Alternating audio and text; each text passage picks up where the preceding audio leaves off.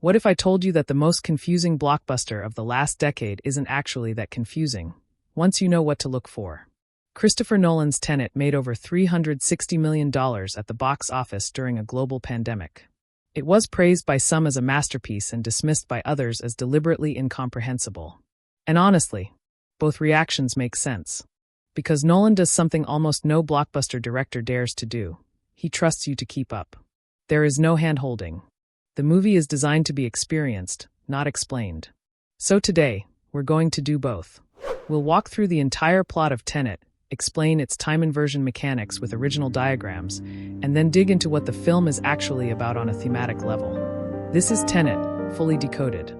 The film opens in chaos. A CIA operative, credited only as the protagonist, played by John David Washington, is embedded in an extraction mission at a Kyiv opera house. Ukrainian forces have been tipped off. What starts as a rescue mission quickly becomes a kill or be killed scenario. The protagonist retrieves a mysterious artifact before being captured, tortured, and given what he believes is cyanide. He takes it. He wakes up having passed a test of loyalty. His team has been killed. The artifact is gone. Here is the first thing to lock into your brain. That artifact matters. Everything in this film revolves around it. We will come back to it. But during the chaos of that opening sequence, the protagonist sees something that should be physically impossible. A masked soldier fires a gun, except the bullet travels backward, from the future back into the past. This is the core concept of Tenet, entropy inversion. And it is established in the very first scene, even if you do not understand it yet.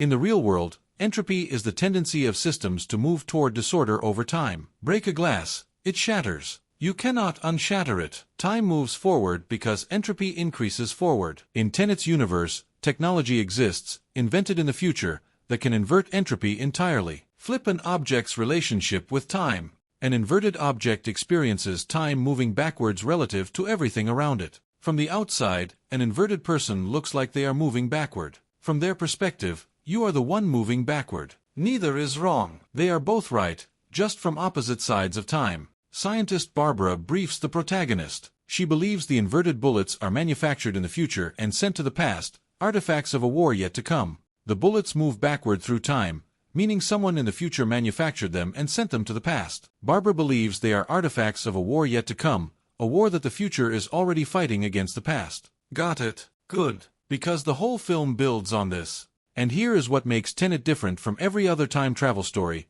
Nobody travels to the past in a machine. They walk through a turnstile, and time runs backwards for them while the world keeps moving forward. After recovering, the protagonist is recruited into an organization, also called Tenet. And from this point forward, nothing moves in a straight line. After recovering, the protagonist is connected with a man named Neil, played by Robert Pattinson, through a CIA contact. Neil is charming, effortlessly competent, and clearly more aware of what is going on than he lets on. The two make an immediately compelling duo. Before we go any further, here's the key machine you need to understand. The turnstile, walk through one way, you emerge moving forward through time normally, walk through the other way, you emerge moving backward through time, and here is the critical detail. From your inverted perspective, everything around you looks like it is moving in reverse. You are the normal one, the world is what is backwards.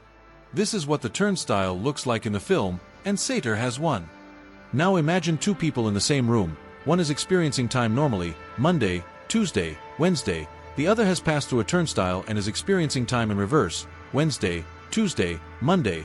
They are in the same physical space at the same physical moment, but moving through time in opposite directions. To the normal person, the inverted one looks like they are moving backwards and speaking backwards.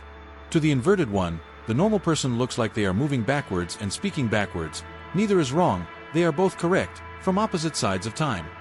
This is exactly what you are seeing in the shot from the trailer. Two people in the same space, moving in opposite directions through time. This is why inverted scenes look so strange, cars driving backward, rain falling upward, smoke going the wrong way. Nolan built these sequences practically. Stunt performers rehearsed scenes in reverse. What you are watching is not a visual effect, it is literally happening backwards in reality. Every reversed image in the film has a logical explanation. You are watching the inverted side of a scene that also happened normally. And here is the final rule before we move into the plot. If your normal particles and your inverted particles make contact, they destroy each other. Annihilation. Any scene where the protagonist avoids touching his past self is not dramatic license. In this universe, it is physics. Now that you understand the rules, let us follow the protagonist as he chases down the source of the inverted bullets, and that trail leads him to three people: Neil, Priya, and the man behind everything, Andrei Sator. Following the trail of inverted bullets, the protagonist and Neil travel to Mumbai. There they trace the inverted bullets to arms dealer Priya Singh, a member of Tenet herself. Priya reveals that the inverted bullets were purchased by Russian oligarch Andrei Sator, and that Sator is acting as a broker between the present and the future. Sator is our villain, a Russian oligarch, played by Kenneth Branagh, who grew up in a classified Soviet city called Stalsk 12. He is dying of pancreatic cancer, and he has been receiving instructions from the future his entire life. He is, in essence, an agent of tomorrow sent to destroy yesterday. Kenneth Branagh plays him with cold, barely contained menace. He is not a simple villain. His motivation, once revealed, is genuinely tragic, but that comes later.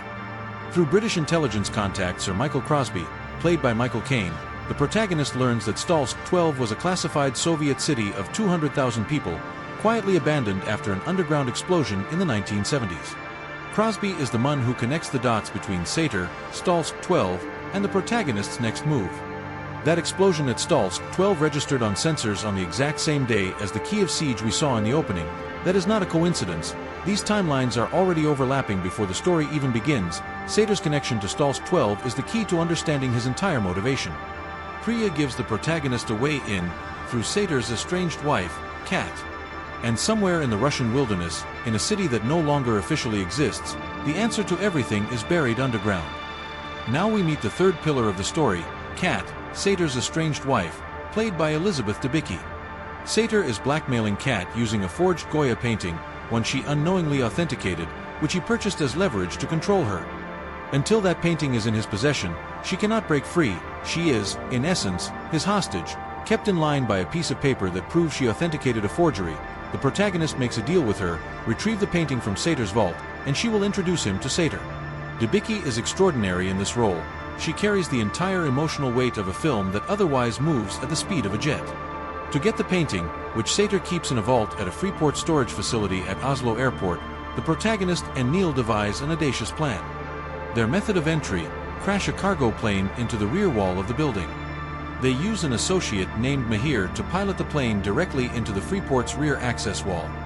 This is one of the only sequences in cinema history where a director actually crashed a real plane into a real building as a practical effect.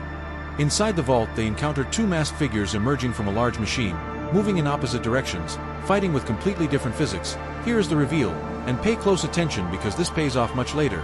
Those two masked figures were the protagonist and Neil, not different people, the same two men, one moving through that moment forward, one moving through it backward.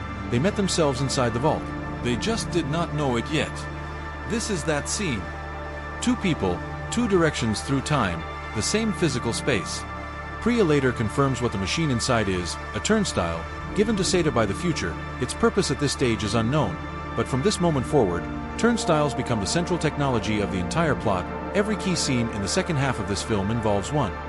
On the Amalfi Coast, Kat introduces the protagonist to Sator, and here Kenneth Branagh gets to work. Sator is a fascinating villain because his motivation once revealed is not cartoonish. He is a man who grew up in brutal poverty, was recruited by forces from the future, and has been told that his mission will save humanity. He is also dying of pancreatic cancer, and a dying man with a mission is the most dangerous kind. The protagonist strikes a deal to work alongside Sator, getting close enough to watch him operate. On the yacht, the protagonist secretly watches Sator receive coordinates dropped at specific locations and dispatch teams to retrieve inverted objects. Their partnership leads them to Tallinn, Estonia, where the protagonist and Neil ambush a convoy to steal what they believe is plutonium-241, the original objective of Sator's attack in Kyiv. But the case contains something different, the original artifact from Kyiv. Then the ambush goes sideways. An inverted Sator arrives, holding Kat hostage. The protagonist surrenders a decoy case, Sator escapes, Kat is captured and taken to a warehouse. Inside the warehouse, an inverted Sator shoots Kat with an inverted bullet. Here is what an inverted bullet wound means, and it is critical. A normal bullet wound is caused by impact. An inverted bullet wound is the opposite. The bullet was traveling backward through time when it entered the body. The wound does not close because entropy is running the wrong direction inside the tissue. To heal it, you must invert the patient. Put them through a turnstile so their entropy runs in the right direction again relative to the wound. Kat's survival now depends on getting her through a turnstile in time.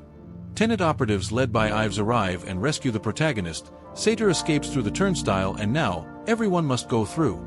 To heal Kat, the team takes her through a turnstile inverting all of them. The protagonist must now travel backward through time to the moment of the Tallinn Ambush to retrieve the artifact before Sator does. He arrives at the ambush, moving backwards through it, while his earlier self moves forward through the same moment. From his inverted perspective, the ambush is running in reverse. Cars that were crashing are uncrashing. Bullets that were fired are pulling back into guns. From his earlier self's perspective, a strange backward-moving figure is interfering with the convoy. Sator intercepts and takes the artifact from the inverted protagonist's car. The inverted protagonist's car overturns and catches fire. And then, an inverted figure pulls him out. It is Neil, and in this moment, Neil reveals the truth. He is a member of Tenet, sent from the protagonist's own future to help him.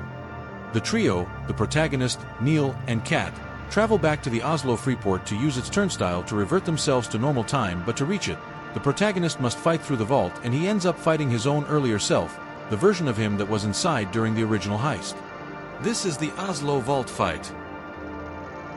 Those two masked figures you saw in the vault during the heist, one was the protagonist fighting himself from the future, the other was Neil, moving backwards through time. From Neil's perspective, this fight started when the protagonist left and ended when he arrived. He experienced the entire Oslo sequence in reverse, and he knew it from the beginning. This is what makes Tenet so rewarding on a rewatch. Every scene you thought was strange the first time, every backwards figure, every reversed action has an explanation. You were seeing the end of something before you saw the beginning. Now the full scope of the plot is revealed. Priya explains that Sator has been assembling not just weapons, but pieces of an algorithm. In the future, Earth has been devastated by climate change, rising oceans, dying rivers. A scientist creates an algorithm capable of reversing the entropy of the entire world. If deployed, time itself runs backwards for the planet. The future would be saved, but the past, meaning us, would be destroyed. Aware of this, the scientist splits the algorithm into 9 pieces and hides them underground near Stalsk 12. Sator's entire life mission has been to reassemble them, financed and guided by the future. Sator knows the world is dying. He has been told the future has no choice but to reset everything. The bomb at Stalsk 12 was the start of it. The explosion that showed up on sensors the day of the Kyiv siege was the algorithm being armed. And Stalsk 12, the city where Sator grew up, is where the algorithm is buried and waiting. Here is the final piece of the thread. Sator is wearing a dead man's switch on his wrist. The second his heart stops, the algorithm activates, the world ends. Kat reveals Sator plans to travel back in time to commit suicide during their happiest vacation together in Vietnam, so that the world ends at the last moment he was happy. The protagonist, Neil, Kat, and Tenet troops must now stop two things simultaneously: the algorithm at Stalsk 12 and Sator pulling the trigger in Vietnam. The climax is a temporal pincer movement, one of the most conceptually ambitious action sequences ever filmed. Tenet mounts a military assault on Stalsk 12 where the red team moves forward through the battle in normal time, while the blue team moves backward through the same battle in inverted time. Both teams experience the same fight but in opposite temporal directions. What the red team has already seen, the blue team is about to do. What the blue team has already done, the red team is about to see. They are coordinating across time itself. Tenet troops storm Stalsk 12, while the protagonist and Ives push underground to physically stop the explosion. Kat is in Vietnam, keeping Sator alive just long enough by pretending to be her past self on the boat. At the critical moment, an inverted soldier wearing a red trinket on his gear sacrifices himself to save the protagonist and Ives, buying them the seconds they need to secure the algorithm. At almost the exact same moment, Kat kills Sator.